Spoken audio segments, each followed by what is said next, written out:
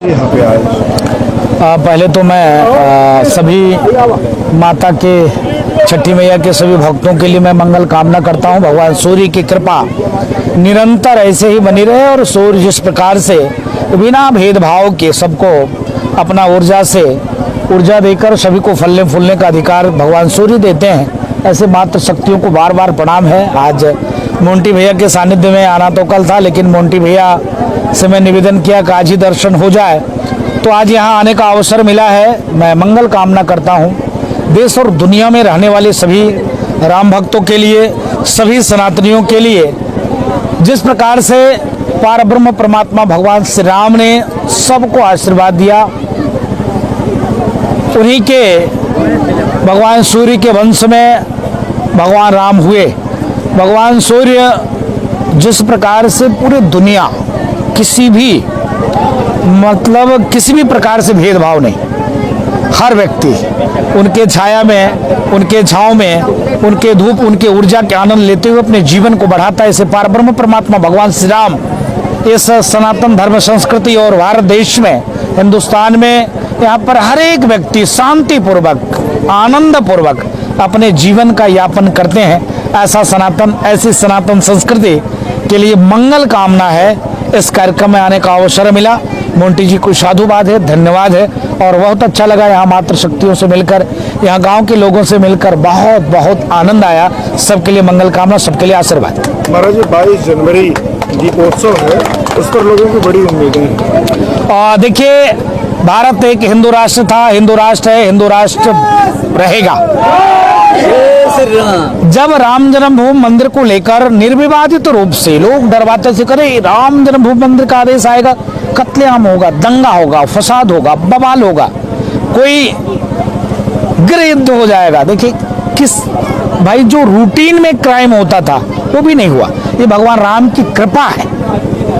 तो यह देश आगे बढ़ा है, बहुत तेजी से आगे बढ़ा है। और यहाँ संविधान का राज है, डेमोक्रेसी में, लोकतांत्रिक व्यवस्था में जिस प्रकार से देश के यशस्वी प्रधानमंत्री जी का कार्य है, उत्तर प्रदेश के जिस प्रकार से पूज्य योगी आदित्यनाथ जी महाराज जो काम कर रहे हैं, उसी पैटर्न पे आप देखिए कि जनवरी में देश के यशस्वी प्रधानमंत्री जी राम जन्मभूमि भूमि पूजन उनके नेतृत्व में हुआ।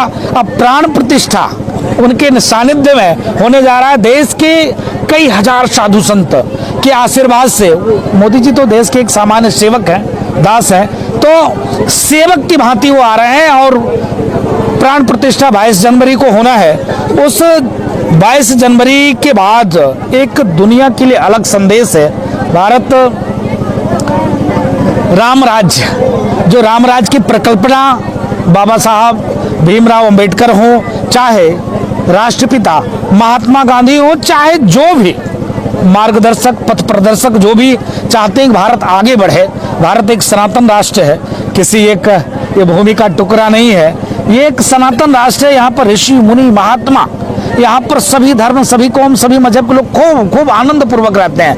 बाकी देशों में तो नाम ले लोगे तो सर धड़ से अलग हो जाता है, यहाँ तो सब एक साथ रहते हैं। तो भारत हिंदू राष्ट्र की ओर अग्रसर, राम राज की ओर अग्रसर। 2024 में जो राम को लाए हम उनको लाएंगे, जो कृष्ण जी की मंदिर को ठीक करेंगे।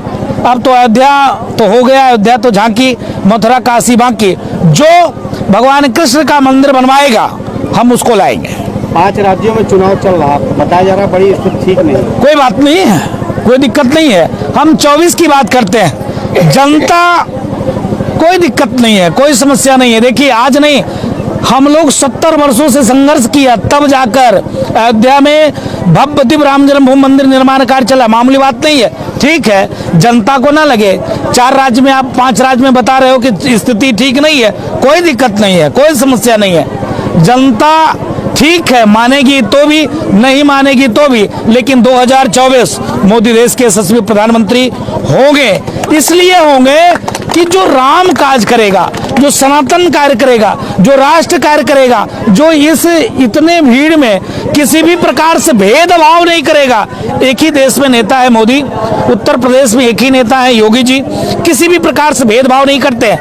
उनके शासनकाल में सबका कार्य, सबका काम, सबकी बात होती है। इसके नाते आप राम राज्य की बात कर रहे हैं, यहाँ स्वामी प्रसाद जी रामचरितमानस पर ही उंगली उठाते रहे। तो इसलिए आप समझ सकते हैं कि जिसने राम का विरोध किया, समाजवादी पार्टी 6 चुनाव हार गई। क्यों हार गई?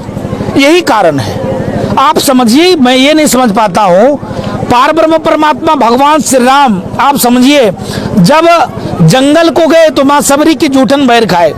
निषाद राज उनके साथ थे, केवट से कहे भैया नाई पार उतार दो, चाहते कुछ भी कर सकते थे। वो जिस प्रकार से बाली का समर्थन नहीं लिया, चाहते तो बाली 6 महीना तक रावण को कांख में दबा के रखा था, वो चाहते तो बाली को बोल देते, काम हो जाता। सुग्रीव का समर्थन लिया, इसलिए लिया कि सुग्रीव की पत्नी को बाली ने हरण कर लिया था, राज भी हरण कर लिया था। तो भगवान राम सबके हैं और स्वामी प्रसाद जैसे काले में, मुझको लगता है स्वामी प्रसाद मौर्य के मुंह में कैंसर हो गया।